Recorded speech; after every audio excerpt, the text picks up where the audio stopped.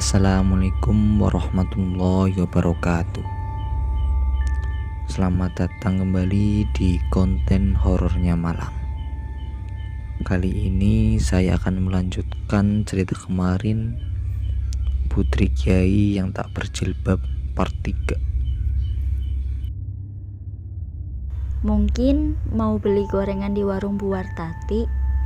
Jawab Vina menebak. Emang jam segini masih buka ya? Ini kan sudah malam. Dia penasaran. Gak tahu juga sih. Udah kita tidur aja yuk. Mereka pun bergegas masuk ke kobong. Safira yang mereka kira keluar dari pondok sebenarnya sedang duduk merenung sendiri di ruang tamu. Foto-foto para ulama, para wali, dan habib berjejer menempel di dinding ruangan tersebut dan membuat siapapun akan merasa tenang saat melihatnya. Gadis yang memiliki sorotan mata tajam itu masih saja memikirkan perihal pernyataan warga, hingga membuat hatinya merasa gelisah. Kalau sampai berita ini menyebar, pesantren pasti akan sepi lagi seperti dulu, karena orang-orang akan takut mondok di sini. Gadis itu bermonolog. Safira lalu berdiri dan berjalan mondar-mandir sambil berpikir keras. Aku harus menanggulanginya dengan cepat, supaya pondok tidak lagi sepi oleh santri. Aku gak bisa membayangkan gimana jadinya negeri ini tanpa santri. Tekadku sudah bulat. Aku harus bisa membuat pesantren kakek berjaya kembali dan mencetak santri berprestasi yang siap tampil di masyarakat.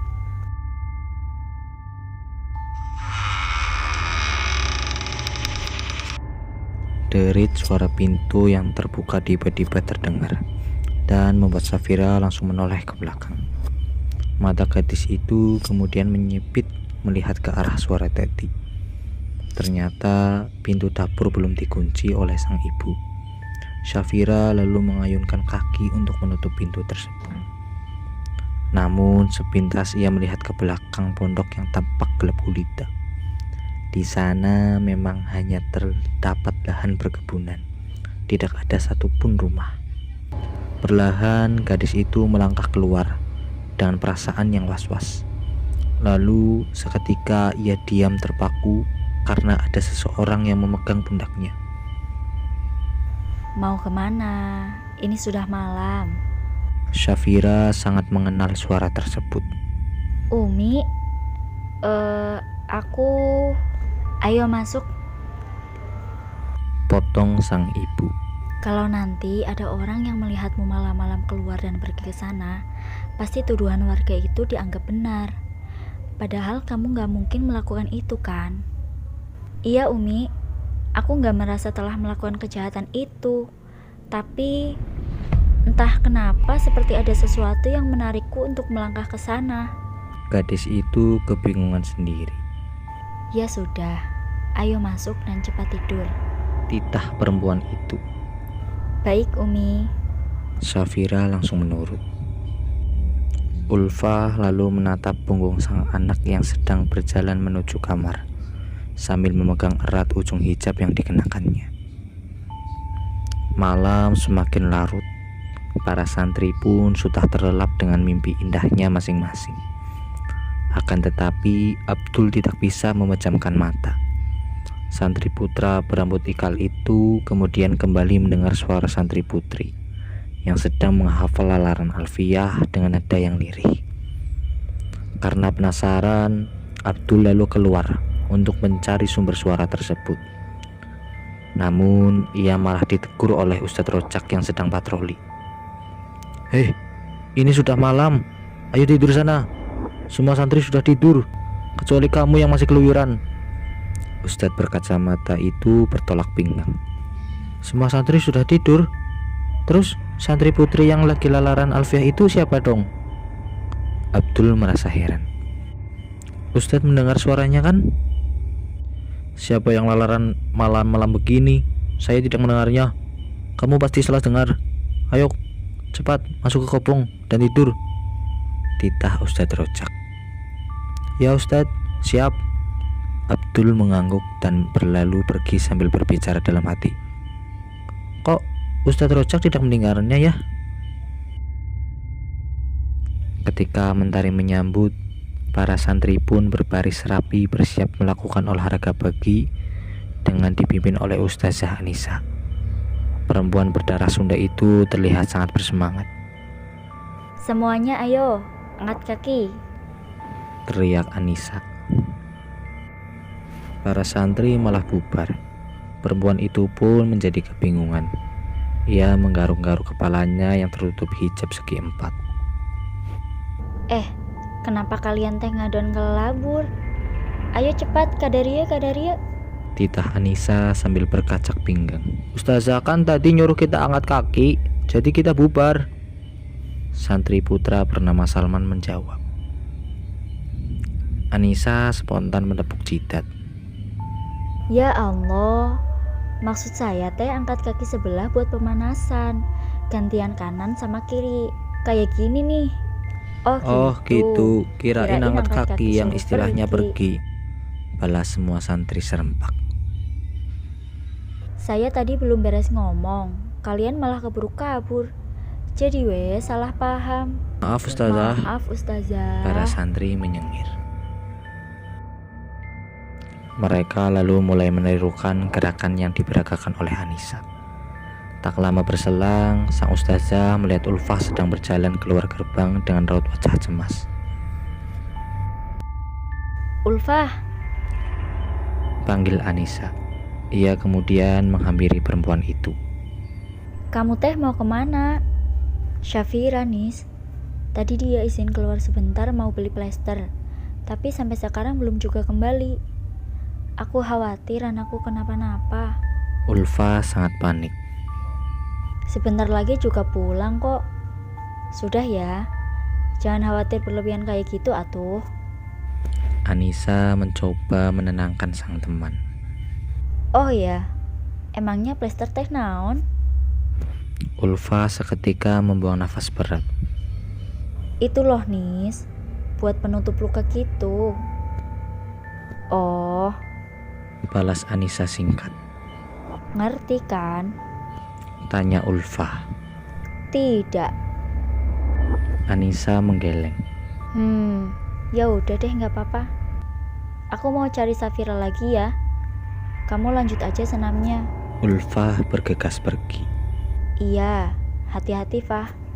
Motor yang dikendarai Safira ternyata mogok. Untung ada seorang pria asing yang membantu. Orang itu memakai peci dan berkacamata berwarna hitam. Di kedua lengannya tampak ada bekas luka bakar. Terima kasih Paman. Syafira melengkungkan bibir ke atas. Sama-sama Ning. Pria itu berbicara dan bersikap sangat sopan kepada cucu Kiai Haji Imron tersebut. Oh iya, nama Paman siapa? Tanya Safira. Saya... Pria asing itu menghentikan ucapannya karena melihat ibu dari gadis tersebut datang. Maaf, saya harus pergi sekarang. Assalamualaikum. Waalaikumsalam. Kok mendadak pergi? Syafira kebingungan. Syafira, teriak sang ibu. Kenapa kamu lama banget beli plesternya? Ibu khawatir sama kamu. Lama apanya? Sebentar kok. Lagian tumben banget khawatir kayak gitu. Ada apa Umi? Syafira mengangkat bulu alisnya sebelah. Gak apa-apa. Oh iya, tadi itu siapa? Tanya sang ibu menyelidik. Aku gak kenal paman itu, tapi dia sangat baik. Balas Safira. Dia tadi membantuku menyalakan motor ini. Meskipun dia baik, tapi kamu tetap harus hati-hati sama orang yang gak kamu kenal. Ulfah menasehati sang anak. Baik Umi. Gadis itu mengangguk sembari tersenyum. Kemudian mereka pulang bersama ke pondok. Sesampainya di sana, Syafira langsung memarkirkan motor dan melihat ke arah pohon lengkeng yang ada tepat di depan masjid. Sedangkan sang ibu masuk ke rumah. Gadis itu perlahan mendekati pohon tersebut dan berjalan mengelilinginya. Kemudian ia berhenti dan merenung sejenak sambil memegang dagu. Kiai Haji Imron yang melihatnya dari kejauhan lalu menghampiri sang cucu. Ada apa? Kenapa kamu memperhatikan pohon ini? Begini kek, apa boleh pohon ini ditebang?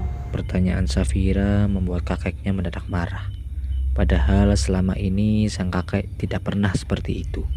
Tidak, balas pria lanjut usia itu seraya melengos masuk ke rumah. Safira lalu mengikutinya. Kenapa kek? Udah, kakek tidak mau membahasnya. Sang kakek terus berjalan tanpa menghiraukan Safira. Namun gadis bertubuh tinggi itu tidak mau menyerah. Ia terus saja mengajak sang kakek berbicara, meskipun ucapannya seolah tak didengar. Kek, coba lihat. Pohon itu sangat besar, hingga membuat halaman masjid terlihat gelap. Itu yang menjadikan pondok kita tanpa angker. Pohon itu juga kelihatan sudah tua. Aku takut kalau ada hujan atau angin besar, pohonnya bisa roboh dan melukai santri yang ada di masjid. Jelas gadis tersebut panjang lebar, berharap kakeknya mengerti. Sang kakek kemudian berhenti berjalan dan menoleh ke arah Safira dengan wajah dan mata memerah. Entah apa yang membuatnya seperti itu. Si cucu pun merasa heran. Safira, dengarkan kakek. Kamu boleh merombak pondok pesantren ini sesuai dengan keinginanmu. Tapi ingat, jangan tebang pohon itu. Perkataan pria yang jalannya sudah membungkuk tersebut terdengar seperti peringatan keras bagi Safira. Gadis itu akhirnya diam dan tidak membalas perkataan sang kakek. Akan tetapi, di hati kecilnya muncul pertanyaan yang membuatnya sangat penasaran. Kenapa pohon itu tidak boleh ditebang? Ulfa yang mendengar perdebatan antara cucu dan kakek itu dari bilik pintu kamarnya langsung membakap mulut menahan tangis. Namun air mata tak bisa dibendung. Perempuan yang hanya memiliki satu anak perempuan itu pun akhirnya menangis tanpa suara. Bersambung.